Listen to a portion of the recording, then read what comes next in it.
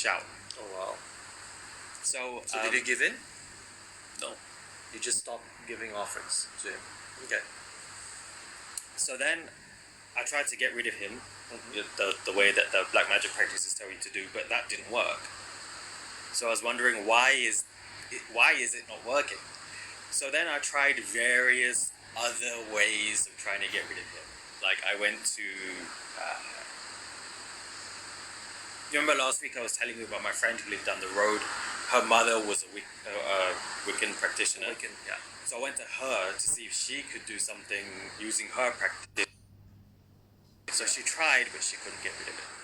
Then, because I've been brought up in a Hindu background, I tried to do various Hindu prayers and fire pujas and things like that. Nothing was able to get rid of it. Yeah. Then one day I was randomly on YouTube, don't know what I was watching, but a video appeared on the sidebar, and it was a video of Tsem Rinpoche giving one of his teachings. So for some reason I clicked on it and I watched it for about 5 minutes, and then I thought, oh, okay, this guy's kind of interesting. He's talking about spirituality, so I saved the link. Okay. So about 3 or 4 weeks later, I came back to the video and watched it. Okay. And then for everything that Tsem Rinpoche was saying made a lot of sense. Okay. So then I started watching more of the videos and then started reading the blog, tsemrinpoche.com. And then I started doing Satra practice. Satra. Yep. Okay. And then I started doing Lama Tsongkhapa's practice with Satra practice. Who taught you that? It was on the blog. It was on the okay. blog. And then I realized that whenever I did Satrap's mantra or his practice and Lama Tsongkhapa, the volume of his voice lowered. Okay. So I thought, hang on a minute, this is the first time that I've done anything that has actually had an effect on this particular spirit. So I kept doing it. Then I contacted Pichara. The first person I had contact with was Pastor Singh Piao Okay. and Ben Kui. Okay. And then they told me that Tsem Rinpoche had a very old time student living in London. So I met up with him. Okay. And then every couple of weeks we would do Satra Puja together. All right. And then one day I had some time off work. I had to take leave. And I was wondering where to go. So he suggested coming to Malaysia. So I came to Malaysia for 10 days. Who suggested? Keng Nam. Keng Nam suggested. Yeah. Okay. And came to Malaysia for 10 days. And basically just spent those 10 days volunteering in various departments around Pichara to see what it was about. The very last day, I heard that Tsem Rinpoche would like to meet me. Yeah. So I was taken to La Drang, or Rinpoche's personal household. Yeah. And Rinpoche came down the stairs, and then he sat there, and then he just started talking to me, and then he kind of held out his hand and said, "Don't tell me your problem." So I thought, okay, I'm not going to tell Rinpoche my problem. At this time, the spirit is still there. It's still next to me. Right. It's still talking. And any time The spirit was talking to you with Rinpoche there. with Rinpoche there, What was he saying? get out. Get out. Oh. Don't stay here. This man is not good. You know, this man is going to hurt you. He's going to do something to you. Don't stay here. Oh wow. And so Rinpoche's sitting in his chair, and I was sitting on my chair, and then he just kind of looks, and the space he looks at, I realized that he's looking at this spirit. So I thought, okay, Rinpoche has some sort of clairvoyance, because not many people can see this particular spirit. And then anything the spirit said, Rinpoche kind of turned around to me and said, the spirit is saying this to you now, and he's doing this, and he's standing here, and he's doing this with his hands. And I was like, okay, Rinpoche can see exactly what I see, he can hear exactly what I hear. So kind of instantly I felt that I could trust Rinpoche with whatever advice that he would give me. Okay. So Rinpoche said, asked me what I wanted. So I said, I want to be free of this particular spirit. So Rinpoche said, okay, he will give me a practice to do. And so he asked for his divination dice. And so Rinpoche started doing divination to see which practice would be most beneficial in his case. The last time that Rinpoche threw his dice down, he didn't look at the dice, he was looking at me. And then he said, "Oh, the dice comes out that you should do Singdongma." So Rinpoche gave me the mantra and prayer to Singdongma, Okay. which I started to do. Okay.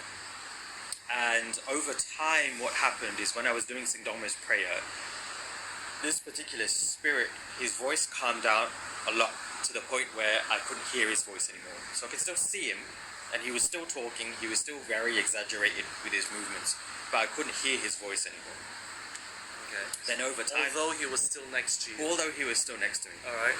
then over time, as I kept doing Singdongma's mantra and prayer every single day, whenever I saw him, I would see that his hands were now bound with chains, like he was handcuffed. All of a sudden. And that carried on for a couple of weeks. And then later on, I saw that his hands were bound by his side now. So he's handcuffed, and he was also wrapped with chains. Oh wow. Which he never had before. Which he never had before. Before your Singdoma practice. Right. Okay. And then by that time, I'd already moved back I've gone back to the UK. And before I went back, Rinpoche told me that I should come to Malaysia once a year to volunteer at Kachara House. So a couple of months passed, not many, I think about 3 or 4 months. Then I decided, okay, I've got some more free time. I'm going to go back to Malaysia to volunteer. So then I came here to Malaysia, went to volunteer in KH, in the education department. Okay. And then I stayed. So volunteer turned into full-time, turned into... Oh, so you never went back? Never went back. The second time that you came? Yeah.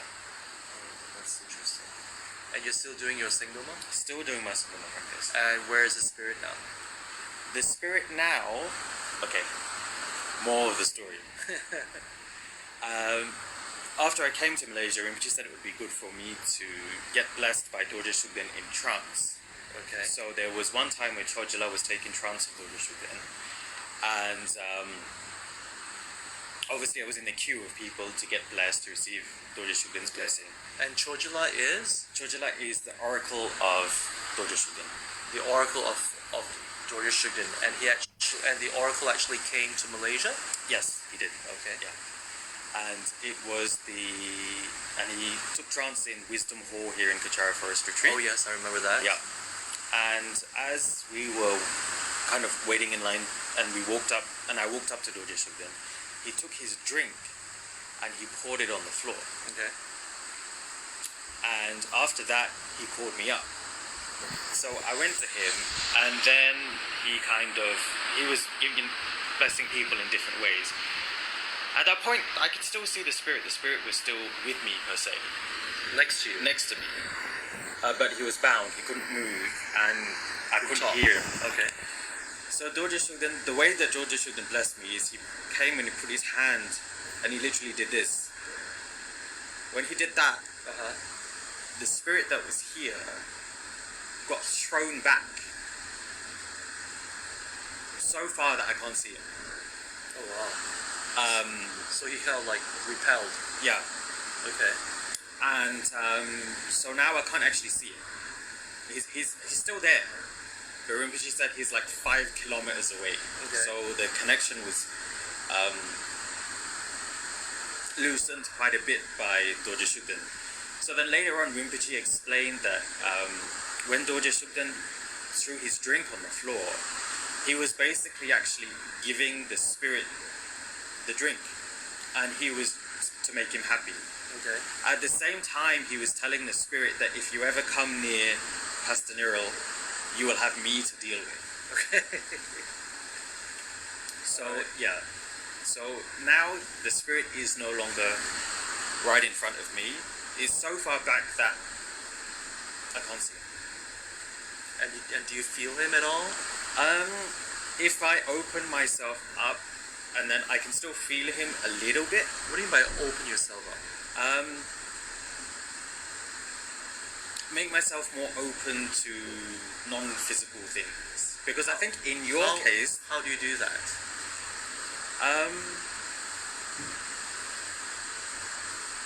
it's kind of a relaxation. You just calm your You mind. calm your mind. And where do you focus? Usually I focus on something in front of me. So it's just calming your mind. Calming my mind, and then what will happen is if I'm saying focusing like in the middle spot on the table, focus my mind, and then the periphery of my vision goes a bit Further. a bit further and a bit fuzzy, and then I can start feeling things. Yeah. But as I've been doing the practice of Singdongma, I've noticed that it's also harder for me to do that.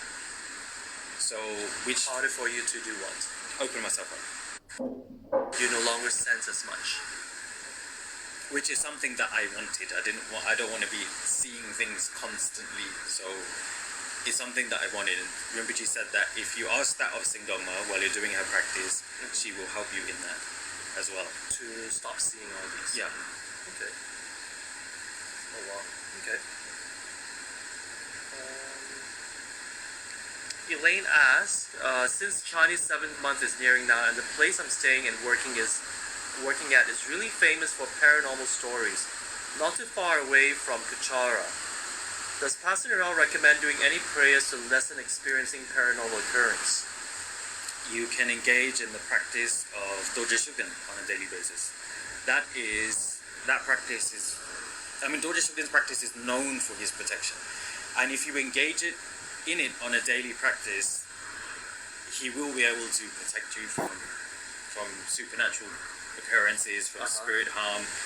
It's best to do it anyway on a daily practice. It's the practice here in Kichara for everyone, not just for protection, but to remove obstacles and create good conditions. But Doji Shugen himself, that particular practice is very, very good. Okay, so do they need to do the entire prayer,